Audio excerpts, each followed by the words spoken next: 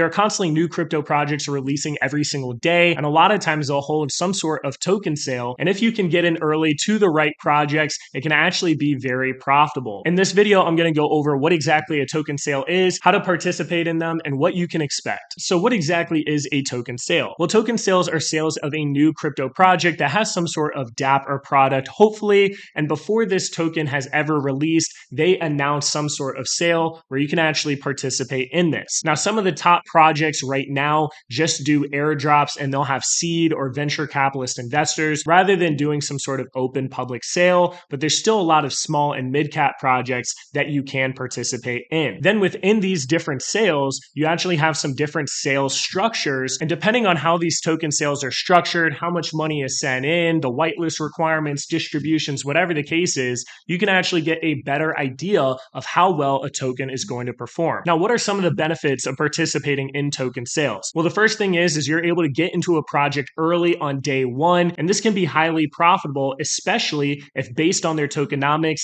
the sale details, the hype, the engagement, the product performance is actually being underpriced compared to the market value. So I said this in previous videos, but imagine a token is coming out, they price their token at a $10 million market cap, but you think based on these different parameters and analysis, that's actually worth 40 million, and you're able to get in at a very good price. Another big point about getting into these sales is that it allows you to get into a token before it's even launched on a decentralized exchange, let alone a centralized exchange. And in some of these situations, they're open and they'll have larger time windows, so you don't have to worry about actually missing out on the participation. So you're able to get into the ground floor pretty easily before it gets sniped on all of these different dexes and before it gets listed on any sort of centralized exchange, where that's when a lot of money and volume really come into play. Now, some of the risk with these token sales is that there are going to be a lot more rugs and scams and unfulfilled promises, so you have to be careful with that. And another thing is you want to make sure that these token sales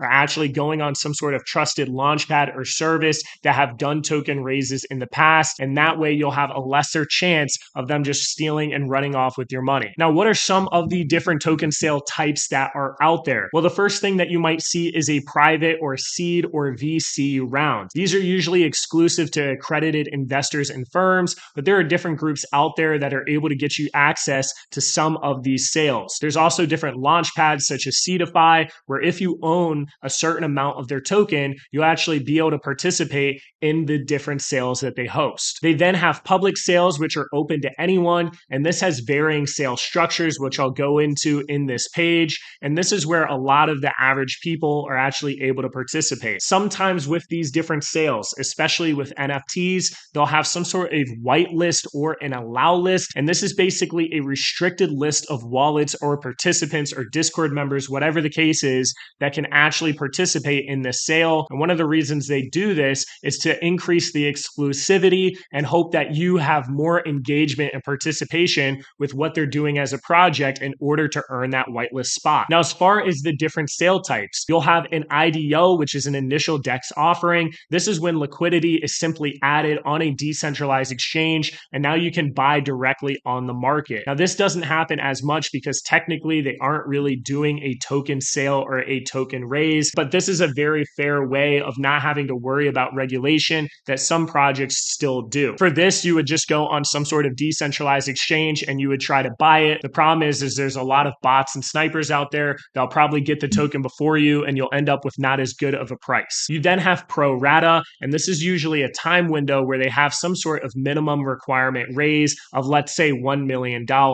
And then once that maximum is reached, and you can send however much money as you want in a lot of situations, sometimes they have caps on it, but once that limit is reached, anything over that gets refunded and you get a portion. So let's say it's $1 million and $1 million gets sent in and you send in $1,000.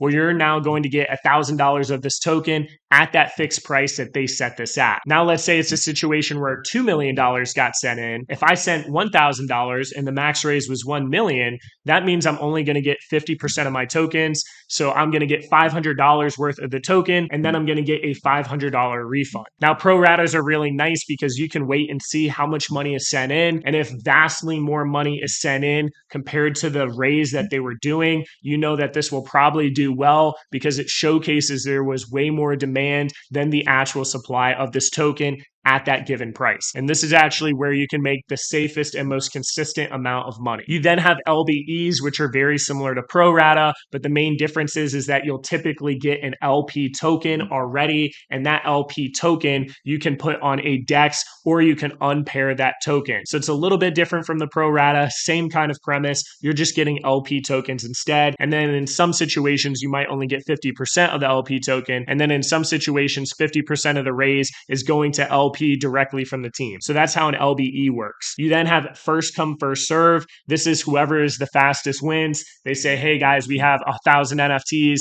or we have 100 or $1 million.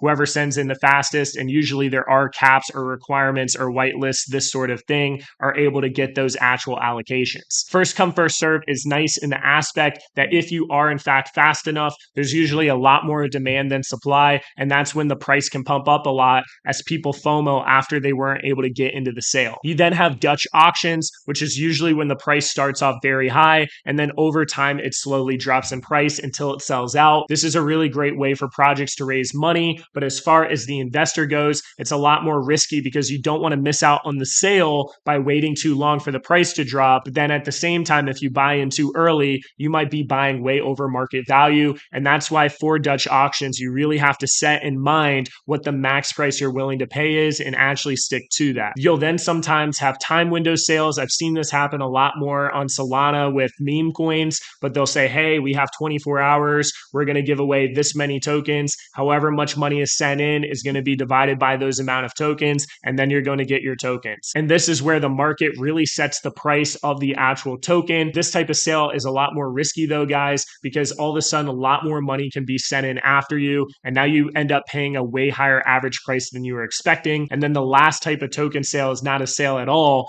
but this is airdrops where you can claim free tokens for participating on these different platforms. Now, the last thing that I want to bring up is as far as participating, a lot of times these projects will explain their tokenomics before they actually do a sale, if they in fact do a sale. And this is where you can watch my tokenomics video and understand what your strategy is going to be and whether or not you actually want to buy or sell that token. It's actually pretty easy if they do decide to do a sale. You'll need some sort of Chrome extension wallet where you'll have some funding in it. If you're on Ethereum, you're most likely going to need ETH. If you're on Solana, you're most likely going to need Solana. If you're on Cardano, you'll most likely need Cardano. And then they're going to explain how this actual sale process is going to take place. So just read their directions. A lot of times it's very simple as far as the execution. Now, one of the most important things to do if you're trying to get into these sales that you think are going to do very well is participating in that project early. And a lot of times this is how you can get whitelist, allow list, qualify for their airdrop. And I'll make a separate video detailing how to actually grind out these different whitelists. Another thing is you can be part of different communities out there, such as Jelly Cubes, which is my alpha group,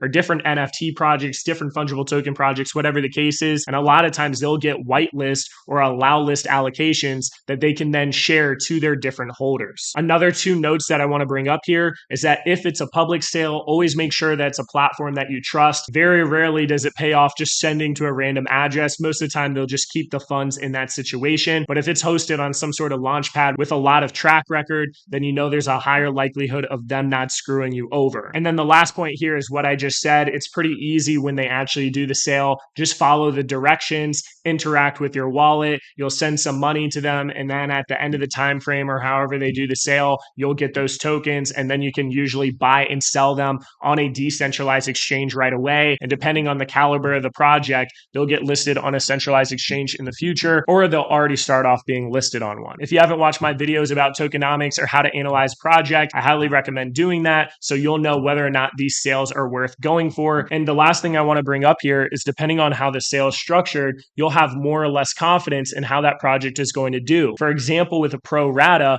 we know there's 24 hours where people can send in money and they say, hey, we only want $1 million. And you know, if $20 million got sent in, well, there's a pretty high chance that this is going to do well because there was 20 times the amount of money than they were asking for. On the flip side, with the pro rata, if almost no money gets sent in and they're only at $500,000 instead of $1 million, you know there's probably a pretty good likelihood that this token isn't going to do well and the demand isn't there. So I absolutely love pro ratas and things where you can actually see how it's playing out and just wait until the last minute to actually send in funds once you have additional data of how much demand is actually there in the market.